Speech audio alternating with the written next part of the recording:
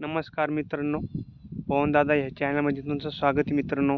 आज आपण असा विषय घेतलेला आहे. एका शेतकऱ्यानं कपाशी उपटून त्यांना उन्हाळी भेंडी, पोलनाची भेंडी लावायची मित्रांनो.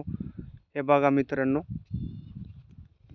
हे बघा अशी चौकोन अशी मल्चिंग आथरून घेतलेली डबल त्याने मित्रांनो. हे बघा पहा कशी मल्चिंग आथरून घेतलेली आहे. त्यांना इथं पहिलं पीक होतं कपाशी होती मित्रांनो. कपाशी उपटून त्यांनी मल्चिंग आथरून ठिबक आथरून त्यांनी नीट केलं. आपली फुली गिली काढली, त्यामुळे त्याला भेंडी लावायची उन्हाळी पोलनाची मित्रांनो. हे बघा मित्रांनो कशी मल्चिंग आथरून घेतलेली आहे. बघा हे 15 गुंठे मित्रांनो. 15 गुंठ्यामध्ये त्यांना पोलनाची भेंडी लावायची. ही पोलनाची भेंडी आहे. बिजोल शीतल कंपनीची भेंडी लावायची मित्रांनो त्याला.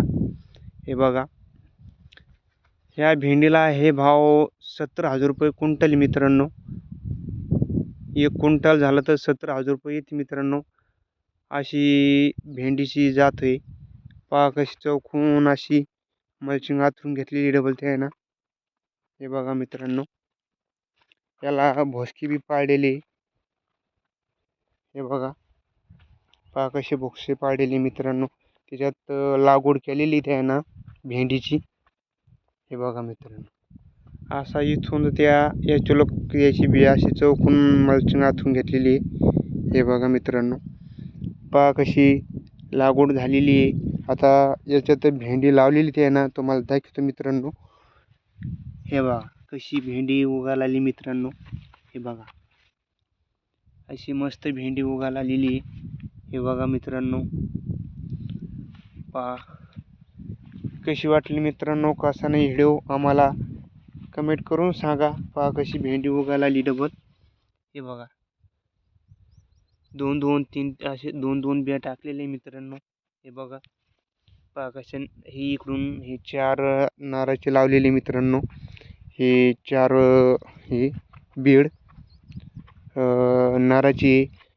हे बाकी या इथून ह्या चौथ्यापासून तर खाली सगळे मादीची लावलेली लागवड केलेली आहे.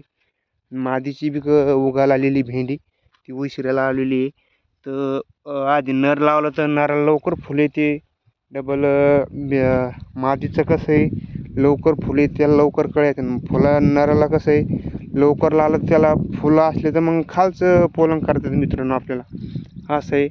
कसा वाटला कसा नाही मित्रांनो आमचा व्हिडिओ शेवटपर्यंत बघा. लाईक करा, कमेंट करा. पवन कायंदे ह्या चॅनलमध्ये तुमचं स्वागत आहे मित्रांनो. लाईक करा, कमेंट करा, चॅनलला सबस्क्राईब करा. नवीन असले तर असेच व्हिडिओ तुम्हाला दाखवत आहे. जय हिंद, जय महाराष्ट्र.